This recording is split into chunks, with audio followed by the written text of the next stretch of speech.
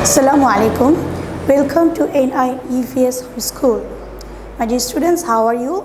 Hope that all of you are fine by the grace of Almighty Allah. Alhamdulillah, I am also fine. I am Rahela Ferdousee, Assistant Teacher English, National Ideal English Freshers School, day shift. Today, I am going to have a class with the students of class 4. Our today's subject is English literature, and our today's topic will be poem. We will do today 2 poems that is taken from page number 48 and page number 63. And today's lecture number is 9 and HW number is 7. Okay, so we will do this book buzzword number 4, the new success with buzzword 4. From this book we will read to story and we will know about the stories. Story number 1, poem number 1 is The Land of Storybooks. The Land of Storybooks, written by Robert Louis Stevenson. Listen, my dear students, when we will write the poem, at that time we will write the poet's name after the poem's name. That means The Land of Storybooks. After this we will write here Robert Louis Stevenson. Okay? Now come. Now this, by the title of this poem, what can we understand? We can understand that here we will know about the story of the land of the storybooks. That means here we can see in the picture that there is a boy who reads so many storybooks and he imagines himself at the place of that stories, and that our poet describes in this poem. Okay, now we will read. At evening, when the lamp is lit, around the fire my parents sit. They sit at home and talk and sing and do not play at anything. Now, with my little gun, I crawl all in the dark along the wall and follow round the forest track, away behind the sofa back. There, in the night, where none can spy, all in my hunter's camp lie, and play at books that I have read, till it is time to go to bed. These are the hills, these are the woods, these are my starry solitudes, and there the river by whose brink the roaring lions come to drink. I see the others far away, as if in fire-lit camp they lay, and I like to an Indian scout around their party prowled about. So when my nurse comes in for me, home I return across the sea, and go to bed with backward looks at my dear land of storybooks. So here the boy imagines that when it is the time of evening and the lamp is lit, at the time their parents sit beside the fire and they sit at home, they talk and they sing, and at that time they don't have any work to do. And at the same time, the boy starts to crawl with his little gun, and he imagines that he is walking with the dark along the wall. Here he follows the tracks in a forest, and actually he is in the back of the sofa, but he is thinking that he is in the track of the forest. Then in the night where none can spy, all in my hunter's camp I lie. That means he thinks that at the dark of night where there is no one, at the time he is staying in his hunter's camp and play at books that I have read till it is time to go to bed. That means the boy here play with the story. He imagines that stories which he have read in the storybooks, and he play with that stories. That means he is imagine that characters, and he imagines himself as the spy or as the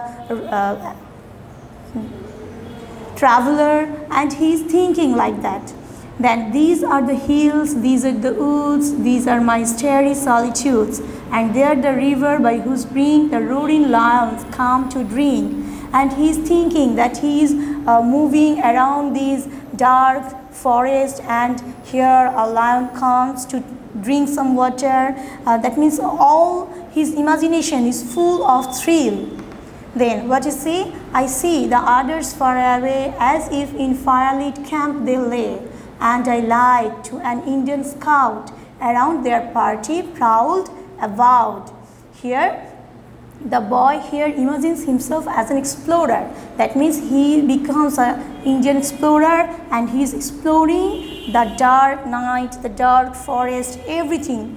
It lies in the darkness, and we know that darkness is a symbol of fear, because at night when there is no light we become afraid, but he is too brave. That's why he can travel, he can explore himself in this darkness.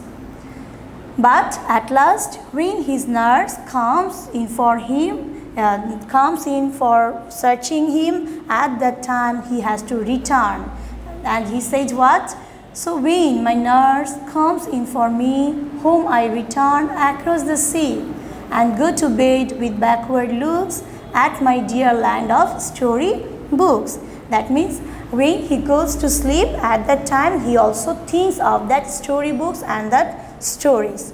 So that this story is full of the imagination of a little boy. Okay, so the gist of the story is the imagination of this little boy. Now we will read the next poem, Quail. This has taken from the page 63. The poem Quail is written by Meera Joshi.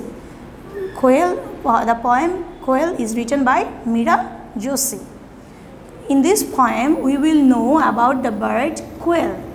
We know that quail is the bird who sings loudly in the time of spring, and spring comes after winter, and when in winter everything becomes dull, gloomy, and all things like that, they are dead. The nature looks like dead, but in spring the nature alive with the green leaves, with the juicy fruits, and at the time the quail loves to sing. So now come to the main point. When whips of white sail across the sky, when the breeze blows warm and the days grow long, from somewhere in the distance you can hear my song, coo, coo, coo. That means when the white turns away, that means the snow turns away, sail across the sky. When the breeze blows warm, that means the gentle breeze starts to blow in the air, and at the times the day start to become longer. The day becoming longer at the time, and from somewhere, from some distance, you will sing the song of a quail, that it's sing like this way, coo, coo, coo. Then when mangoes ripen in the dark green trees, and hovering around are busy buzzy bees, right over the wall you can hear my call, coo, coo, coo. We know that mango is a juicy fruit and is the more attractive fruits for our in the time of summer. At that time when the mangoes starts to ripe, the bees starts to move around the mangoes, around the juicy fruits. At that time the quail likes to sing its song.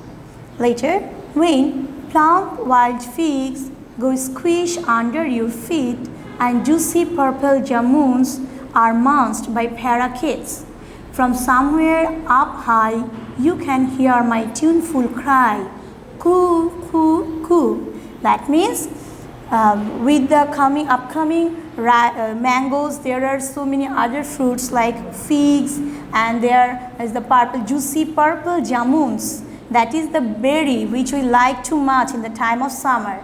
and these jamuns are munched by the parakeets. That means the parakeets like to take these jamuns.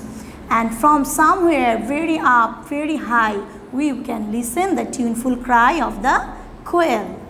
Later, when from dawn to dusk you must indoors stay, when all else is quiet in the middle of the day, you can hear me sing, sweetly caroling, coo, coo, coo. That means in the time of spring, after the winter, in the time of spring or in the late spring, we have to stay in our home because of the scorching heat.